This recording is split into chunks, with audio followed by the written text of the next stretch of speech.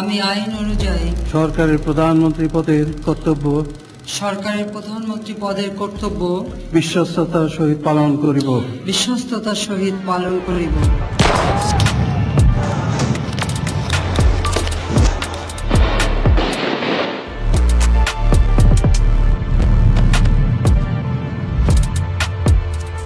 আমি সংবিধানের রক্ষণ, সমর্থন ও নিরাপত্তা বিধান করিব।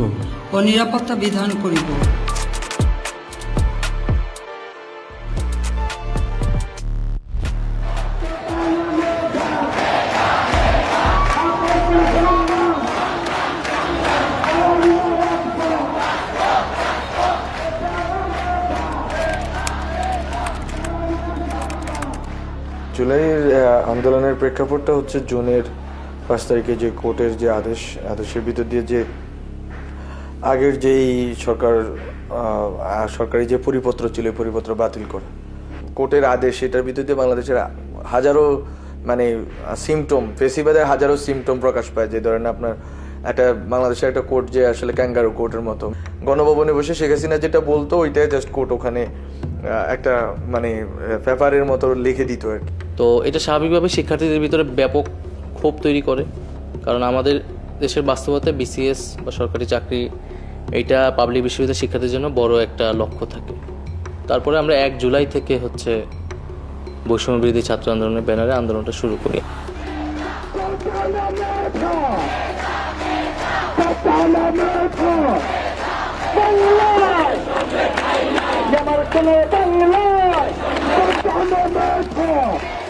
প্রতিটি পয়েন্টে পয়েন্টে কলেজ এবং বিশ্ববিদ্যালয়ের শিক্ষার্থীরা নেমে আসবেন এবং বাংলা পকেট কর্মসূচিকে সফল করবেন।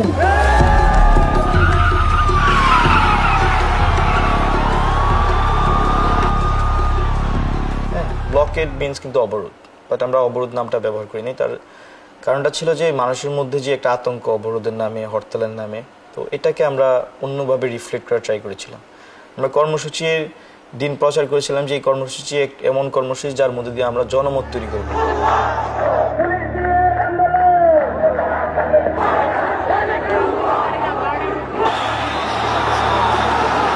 মুক্তিযোদ্ধাদের নাতিপুতিরাও পাবে না, তাহলে কি রাজাকারের নাতিপুতিরা পাবে?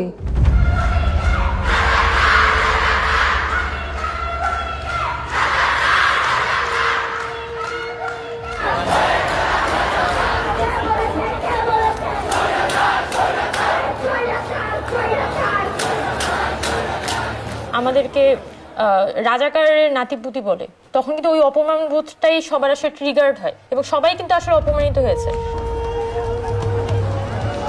যেটা কোটা বিরোধী সংস্কার আন্দোলনের কতিপয় নেতা যেসব বক্তব্য রেখেছে তার জবাব দেওয়ার জন্য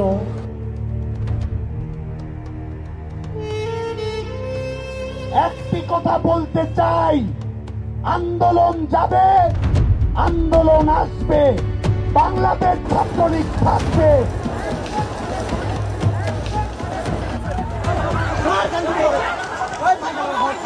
আমাদেরকে ছাত্রলীগ মারছে, আমাদের বাজেভাবে পিটাইছে, রক্তাক্ত করছে, কিন্তু আমরা যেটা করেছি 15 তারিখ রাতে আবার ক্যাম্পাসে প্রবেশ করে আমরা কিন্তু কর্মসূচি ঘোষণা দিয়েছি 16 তারিখ বিক্ষোভ মিছিল ও সমাবেশ শহীদ মিনারে।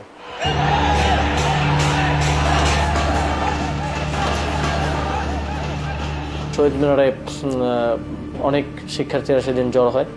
শহীদ মিনারে আমাদের কর্মসূচি চলমান থাকা অবস্থায় আমরা আবু সাঈদের মৃত্যুর খবর শুনতে পাই।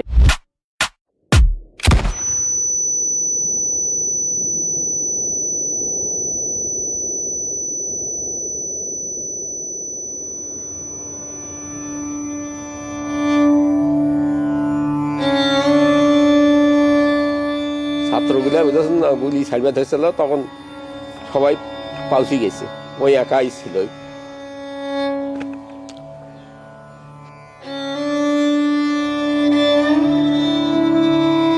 কষ্ট না গেলে সব সময় মনে হয়, খাতি নিতে সব সময় মনে হয় ঘরে দুয়ারে বেড়া আছে, ঘরে সঞ্চয় মঞ্চে কলে পড়ে, আশেপাশে বেড়া আছে, সব সময় মনে হয় না ছেলে ফিরত পালে তো আমার অন্তরটা ভরাই থাকতো।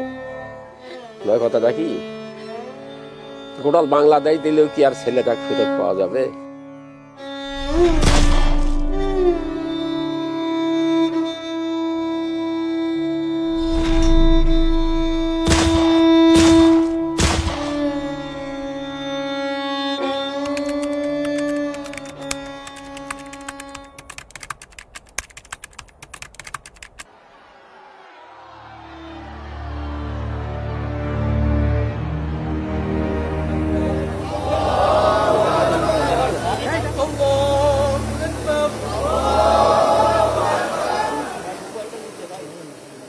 তো জানাজা শেষ হওয়ার সাথে সাথে আমাদের ওই সময়ে কোনিয়া হাসিনার পেটোয়া বাহিনী তারা গুলি করা শুরু করছে।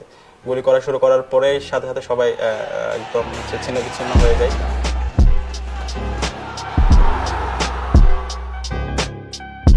এবং পোলাপাইন আসলে ওই দিন হচ্ছে যে পুরা যুদ্ধংদেহী অবস্থায় আসছে যে ডু অর ডাই, আজকে ছাত্রলীগের ক্যাম্পাস থেকে বের করবে।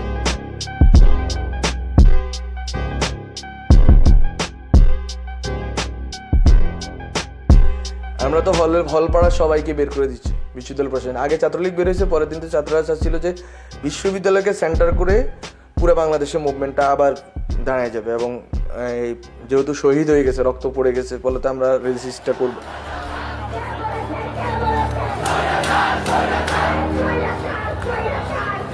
তো যখন আন্দোলনটা বেগবান হচ্ছে ওই সময়টাই শাহবাগের একদম এক্সেসটা বন্ধ করে দেওয়া হলো, হল থেকে লীগের পেটোয়া বাহিনী সবাইকে বের করে দিল। At that very moment BRAC university বা এই ধরনের যারা কখনোই পূর্বে এত বেশি সক্রিয়ভাবে কোনো আন্দোলনে অংশগ্রহণ করেনি, এই ইউনিভার্সিটিগুলোর স্টুডেন্টরা যখন সামনে এগিয়ে আসলো, তখন এই জিনিসটা আসলে হাসিনার সরকার আসলে ফোর্সই করতে পারেনি। প্রাইভেট ইউনিভার্সিটিগুলোর কনসেন্ট্রেশন যেখানে, ওখানে লড়াইটা বেশি হয়েছে। যেমন আপনি রামপুরা বাড্ডার ওখানে ইস্ট ওয়েস্ট ব্র্যাকের লড়াইটা হয়েছে। তারপর উত্তরাতে যেখানে প্রাইভেট ইউনিভার্সিটি বা বিশেষ করে কলেজগুলো, স্কুল কলেজগুলো, ওখানে লড়াইটা হয়েছে।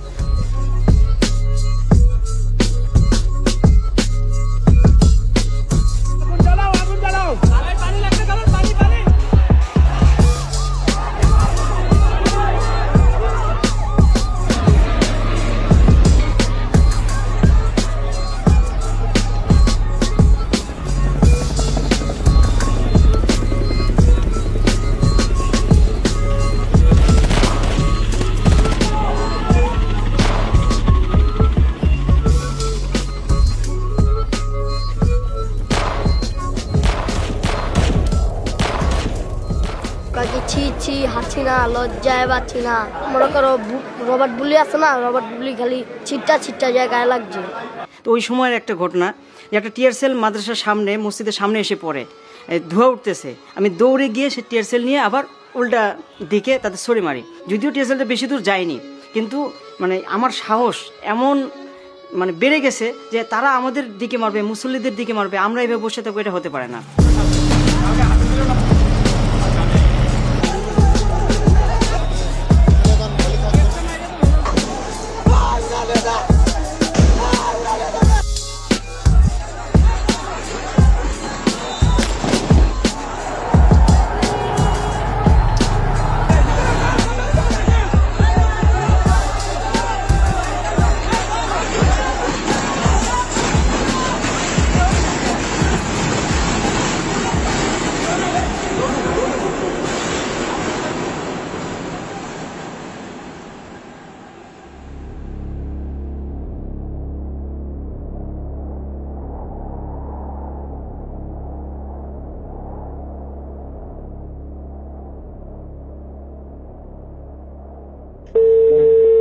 যাচ্ছি আমি, ঠিক আছে গাড়ি তো হচ্ছে তো। হ্যালো, আমি ওনার মিসেস বলতেছি। জড়িত না?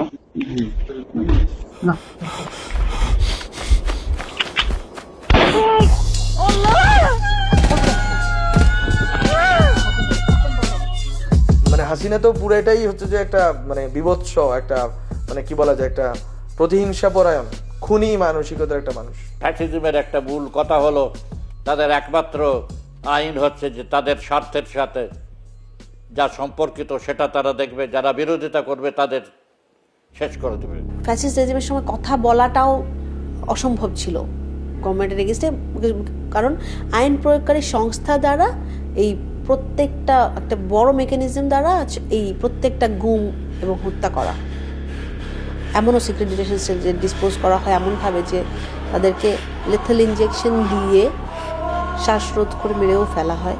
মেরে ফেলার পরে ডেড বডিকে আসলে ওই ওজন দিয়ে ভার বস্তা দিয়ে বেঁধে নদীতে, মাঝ নদীতে মাঝ সমুদ্রে যে ফেলে দেওয়া হয়। হাজারো অগণিত মানুষের সাথে এটা করা হয়েছে। আমি তো শুনছি, তো দেখি নাই। আমি আর পারি না ও আব্বা, আপনারা আমার একটু শান্তি করে দেন না ও আব্বা, আমার একটু শান্তি করে দেন আব্বা। আওয়ামী লীগ এটা করতে পেরেছে কারণ যে কোনো ধরনের ভয়ঙ্করতম অপরাধ করার মতো মাইন্ডসেট আওয়ামী লীগ নেত্রীর এবং তার অনুগতদের ছিল। ফ্যাসিস্ট ভূমিকাটার মধ্যে তো আওয়ামী লীগ ছিলই, সে গণজাগরণ মঞ্চ বা শাহবাগকে ব্যবহার করছে, সেটা বলতে পারি আমরা।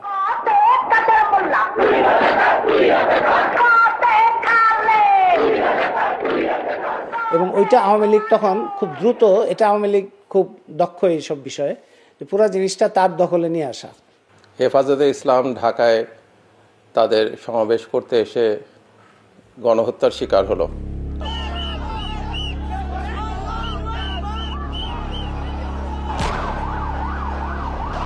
আমরা আমাদের ফ্যাক্ট ফাইন্ডিংয়ের মাধ্যমে জানতে পারলাম যে সেখানে মারা গেছে অনেকেই, সেই তথ্য আমরা দিলাম। এবং এই আওয়ামী লীগে হচ্ছে সব থেকে বড়, সব থেকে ঘৃণ্য ইতিহাস বিকৃত, এবং সেটা ঘটেছে তাদের শেখ মুজিবকে কেন্দ্র করে। তাদের অন্য কোনো পুঁজি নাই এবং শেখ মুজিবকে পুঁজি হিসেবে ব্যবহার করে তারা এমনভাবে শেখ মুজিবকে চিত্রিত করতে চেয়েছে যাতে সবই শেখ মুজিব করেছে। 1972 থেকে 75-এর মধ্যে ফ্যাসিজমের লক্ষণ ছিল এক নেতা এক দেশ, এবং সেই জন্য তারা জাতীয়তাবাদ নামক একটা আদর্শকে সামনে এনে বলছে যে এখানে সবাইকে বাঙালি হয়ে যেতে হবে। এবং তখনও তারা যে বাহিনী তৈরি করেছিল, জাতীয় রক্ষী বাহিনী, এটা হলো ফ্যাসিস্ট বাহিনী। মুক্তিযুদ্ধ হচ্ছে বাংলাদেশের ইতিহাসের সবচেয়ে গৌরবময় জায়গা এবং বাংলাদেশের মানুষের সাহসের একটা জায়গা। যে দেশের মানুষ পাকিস্তানের এরকম বর্বর সামরিক বাহিনীকে মোকাবেলা করতে পারে, সেই দেশের মানুষকে কে পরাজিত করতে পারে? যে এই মুক্তিযুদ্ধটা বেদখল হয়ে আছে কিছু দুর্বৃত্তের হাতে, লুটেরার হাতে, দখলদারদের হাতে, সেটা জনগণের হাতে ফেরত আনতে হবে। আওয়ামী লীগ আসলে একটা ছেঁড়া ভেড়া দল, তার ভিতরে কোনো শৃঙ্খলাই নাই। তার কে যে কোথায় টাকা চুরি করছে কেউ জানে না। শেষ মুহূর্তে এই যে কিছু কিছু বড় সিন্ডিকেট তারা যে টাকা চুরি করছিল এমন এত বিশাল প্রকারে, এবং ব্যাংক ধ্বংস করে দিচ্ছিল, আমাদের রিজার্ভস কমে যাচ্ছিল, এটা তো আওয়ামী লীগের নেতৃত্ব নিশ্চয়ই বুঝেছিল যে এইভাবে চললে তারা ক্ষমতায় টিকে থাকতে পারবে না, কিন্তু তারা থামাতে পারেনি। আপনজন হারাবার বেদনা যে কত কষ্টে, তা আমার থেকে আর কে বেশি জানে। আমি খালি সকলের সহযোগিতা চাই, আর এইভাবে মায়ের কোল খালি হোক এটা আমি চাই না, কারণ আমি তো বাবা মা সব হারিয়েছি, আমি তো জানি হারাবার ব্যথা কত কষ্ট। খুনি হাসিনা বলে যে কষ্ট শুধু সেই বোঝে, সে যদি বুঝতোই তাহলে সে এত প্রাণ নিত না।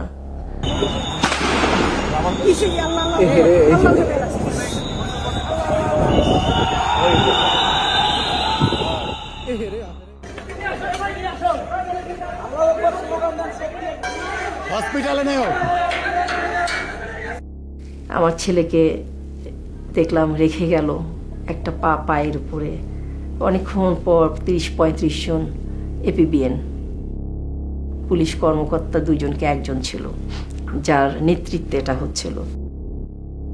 ওই ভিডিওটা আমি অনেক কষ্টে ওনাদের কাছ থেকে কালেক্ট করি, কারণ তখনও তো আসলে একটা ভয়ের একটা ভীতির জায়গা ছিল, কেউ মুখ খুলতেছিল না। আসলে এই দৃশ্য যে কোনো মা, যে কোনো ভাই, যে কোনো বাবা বোন দেখে তো সহ্য করতে পারবে না। পুলিশ, আমলা, সামরিক বাহিনী, আদালত, যত রকম আছে, তার রাজনৈতিক দল, তার ছাত্রলীগের ঠেকাটে বাহিনী, সব দিয়ে এমন অবস্থা করে রেখেছিল যে এমনি সাধারণ কোনো আন্দোলনের মাধ্যমে, নির্বাচনের মাধ্যমে তো নয়, সাধারণ কোনো আন্দোলনের মাধ্যমেই তাকে ফেলা যেত না।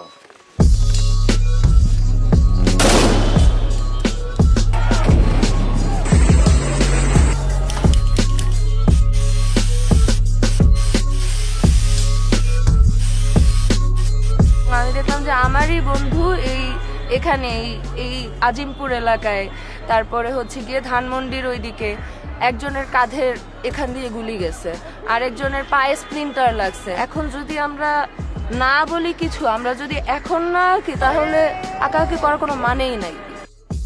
মানুষ তার ভাষাটাই বলা শুরু করছে, কারো আদো আদো হাতে লেখছে, কেউ হচ্ছে যে হয়তো পারতো আঁকতে পারতো তারা আঁকছে, কেউ হয়তো বুঝতে পারছে, ফেসবুকে কিছু কিছু হয়তো ন্যারেটিভ, কিছু কিছু হয়তো ইউটিউবে কিছু ন্যারেটিভ চড়াইছে, ওই কথাগুলো লিখে দিচ্ছে দেয়ালে।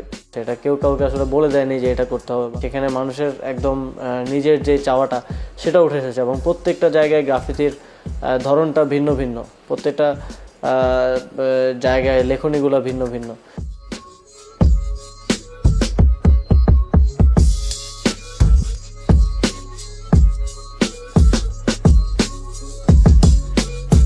একদিকে একটা প্রবল নিপীড়ক ক্ষমতাকে তো আপনি সরাসরি আক্রমণ করতে পারছেন না, তারা অস্ত্র নিয়ে আসছে, গুলি নিয়ে আসছে, পেশি শক্তি নিয়ে আসছে, আপনি তাকে কিভাবে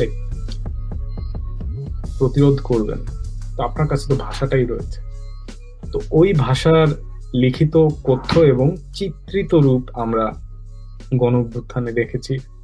সবার মধ্যে একটা ক্ষোভ যে আমাদের ভাই মারা গেছে, আমাদের বোন মারা যাইতেছে, আরও মারা যাইতেছে, সবাইকে গ্রেফতার করতেছে, শিল্পী গ্রেফতার হইতেছে, মানে তখন আবার হান্নানও গ্রেফতার হয়েছে আন্দোলনের সময়। তো তখন এই যে পুলিশের বা এই আওয়ামী লীগের দানবীয় যারা গুন্ডা বাহিনী, তাদের যে এই অত্যাচার, এইটার মধ্য দিয়ে আসলে প্রকাশ পাইছে যে মানে মানুষ একটা মানে দানবের কোল ঘেঁষে আছে, মানে কোলের মধ্যে জনতা রয়ে গেছে, রাষ্ট্র আর রাষ্ট্র হয়ে উঠতে পারে নাই।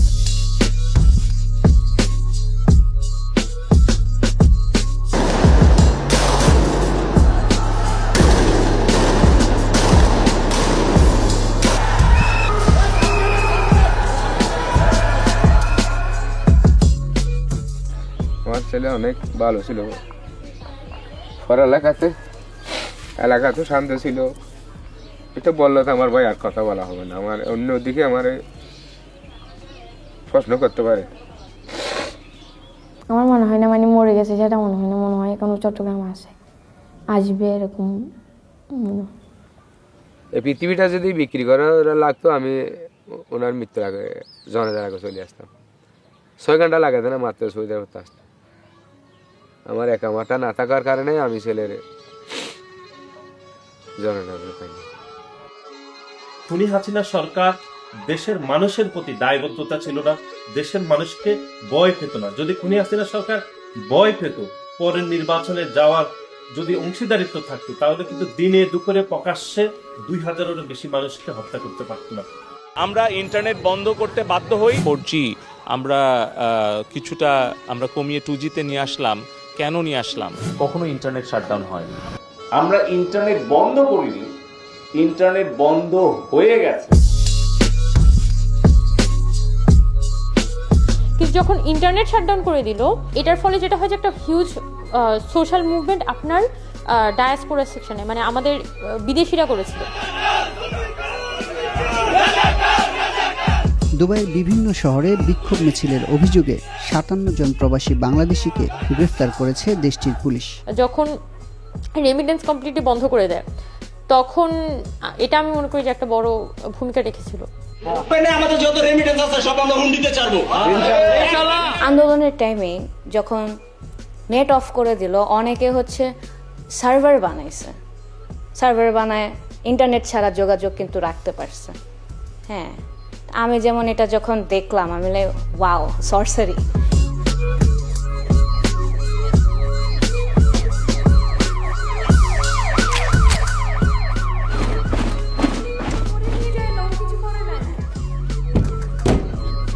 মানে আমার দরজায় অনেক হচ্ছে লাথির আওয়াজ, আমি অনেক ভয় পেয়ে যাই ওই টাইমে। পরে ধাম করে দেখে হচ্ছে আমার দরজা ভাঙা হয়, দরজা ভাঙার পর ভিতরে ঢুকে 4-5 জনের মতো ভিতরে ঢোকার পর আমার উপরে গান তাক করার পর আমার উপরে একটি ফায়ার করা হয়। তখন আমি চিৎকার করে উঠছি, তখন ওরা আমার মাথায় পিস্তল ধরে বললো এখন 144 ধারা চলছে, আপনাকে এখানেই আমরা মেরে রেখে যাব, একটাও সাউন্ড করবেন না, একটাও চিৎকার করবেন না। This was the last blow Hasina, যেটা এই জনগণ এবং একটা ক্যাটাগরি আকারে পুরো বাংলাদেশে তাদেরকে গ্রেপ্তার করে। ব্লক রেড যেটা শুরু হয়েছে, 10,000 স্টুডেন্টকে আপনি মানে উইদিন 2 or 3 ডেজের ভিতরে আপনি গ্রেপ্তার করে ফেলবেন।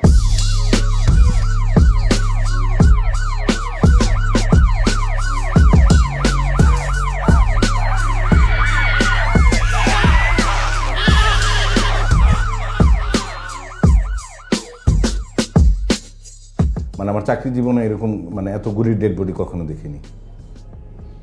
সবসময় তো আমরা এগুলো কাজ করে অভ্যস্ত, কিন্তু যারা এখানে ভুক্তভোগী তারা তো কখনো এরকম অভ্যস্ত না।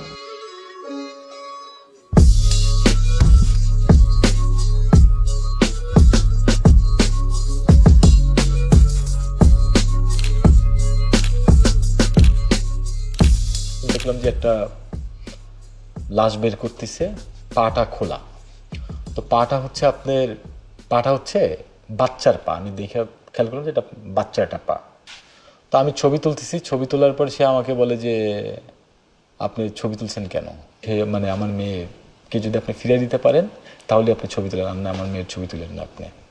তো ওনার সাথে আসলে আমি কথা বলার সাহস পাচ্ছিলাম না। পরে ওর একটা লোক ওনার সাথে আসছে, ওনাকে আমি জিজ্ঞেস করলাম ভাই আপনার কি হন, কি ঘটনা? তখন বললো যে ওর নাম হচ্ছে রিয়া গো, ও সাদে খেলা করতে গেছিল, তখন ওর মাথায় গুলি লাগছে।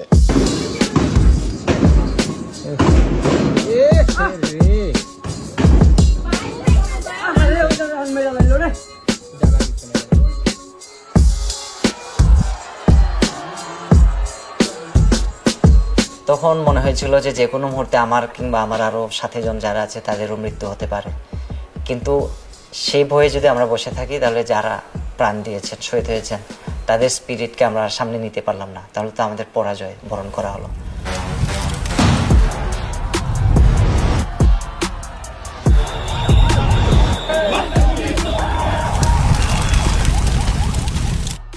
তো গণস্বাস্থ্য ওইখানেও পুলিশ ঝামেলা করে আমাকে থাকতে, যাতে আমাকে বের করে দেওয়া, এই ধরনের চাপ তৈরি করে। হাসপাতালে একটা পর্যায়ে আমাকে লুকায় রাখা হয়, বলা হয় যে আমাকে ছেড়ে দেওয়া হয়েছে। তো ওইখানেও পরে গোয়েন্দা সংস্থার লোকেরা আসে এবং আমাকে খুঁজে বের করে এবং পুরাটা জিম্মি করে রাখে। পরে একটা পর্যায়ে ওখান থেকে একটা সংবাদ সম্মেলন করায় আমাকে দিয়ে, যাতে স্থগিতের ঘোষণা যাতে আসে। তো যেদিন কোটার প্রজ্ঞাপনটা সরকার দেয়, কোর্টের রায়ের 2 দিন বা 1 দিন পরে, তো সেদিন মিডিয়ার সামনে আমরা বলি যে না, আন্দোলন চলমান থাকবে, এই কোটা সংস্কারের এই প্রজ্ঞাপন আমরা মানতেছি না। তো তারপরে সেদিনই বলে দেয় যে এটা আমাদের লাস্ট চান্স ছিল, যেহেতু তারা এখন আমাদের আর কোনো সিকিউরিটি দিবে না, আমাদের লাইফ থ্রেট হবে। তো এরপরে হাসপাতাল থেকে ডিবি অফিসে নিয়ে যায়।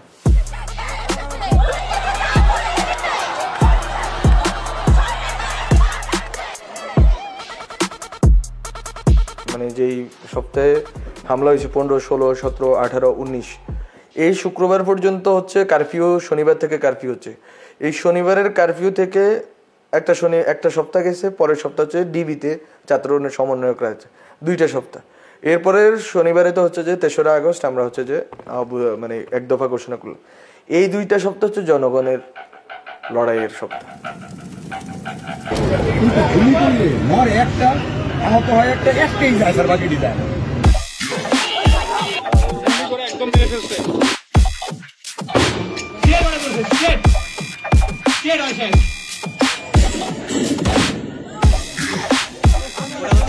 পুলিশের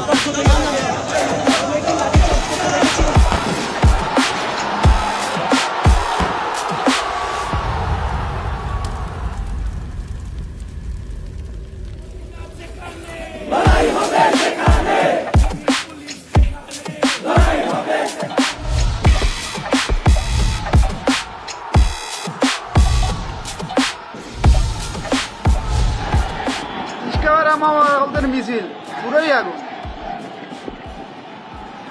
আমার বাইস্তা নাম হয়েছে সাব্বির, পুলিশের সামনে দাঁড়াইয়া বলছে পুলিশ ভুয়া ভুয়া ভুয়া, এটা শঙ্করে। তা পুলিশ তখন আমার বাইস্তার সাথে বাইস্তারে নির্মমভাবে গুলি করছে, নির্মমভাবে। বাচ্চা মানুষ, বয়স 13 বছর বয়স, তাকে গুলি করছে। আমি সহ্য করতে পারলাম না।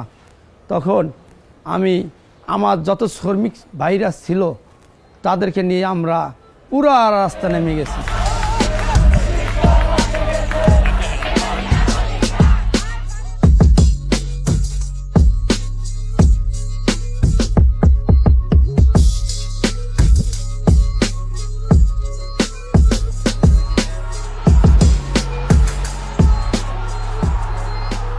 মানে খুবই অন্যরকম, মানে মিছিলটা কিন্তু খুবই ভাইব্রেন্ট ছিল এবং প্রত্যেকটা মানুষ স্লোগান দিচ্ছিল। এবং আমার মনে আছে যে আমি যখন মিছিলটার ভিতরে ঢুকছি তখন দেখি যে মোটামুটি এটা হচ্ছে চলচ্চিত্র কর্মীদের মিছিল।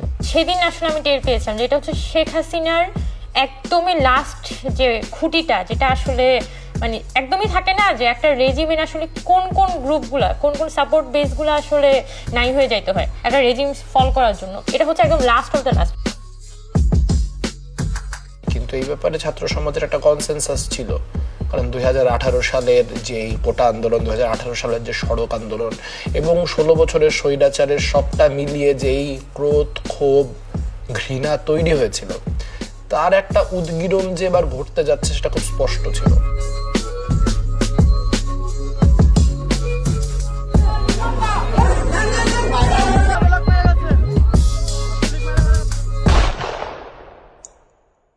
পরে 3 আগস্টের আগে আর কি, 3 আগস্টের আগে আবার শহীদ মিনার হয়ে আমরা আবার ঢাকা বিশ্ববিদ্যালয়ে ব্যাক করলাম।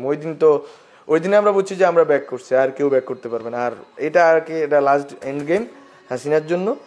এবং 1 দফা ঘোষণার পরে আসলে আর কোনো কিছু বাকি নেই। আমাদের উদ্দেশ্য তো ছিল 1 দফার দিকে নিয়ে যাওয়া। ঠিক আমি বলবো সেদিন থেকে যেদিন আবু সাইদ মারা যায়, আমাদের 1 দফাটি হলো শেখ হাসিনা সহ এই সরকারের পতন এবং ফ্যাসিবাদের বিলোপ।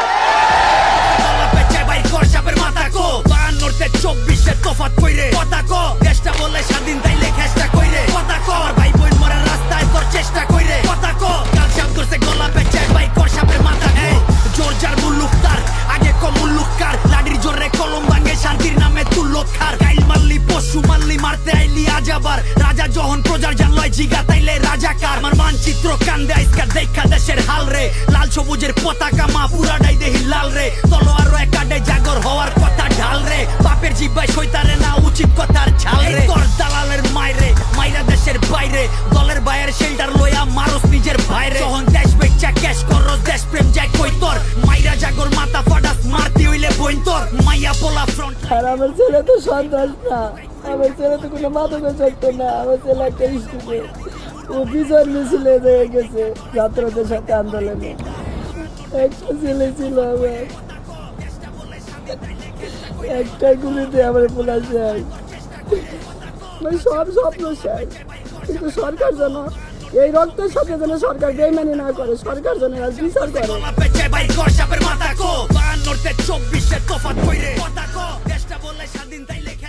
3 রাস্তার মোড় থেকে হাঁসের ডিমটা নিয়ে আসতো, 2টা ডিম আনতো, দুটোটাই আমি তুমি একটা খাও বাবা, না না বা আমি খাই, তুমি আর কদিন বাঁচবা। দেখেন তো তুমি আর কদিন বাঁচবা, তুই তো গেলি যাবে না, আর তুই তো গেলি গা।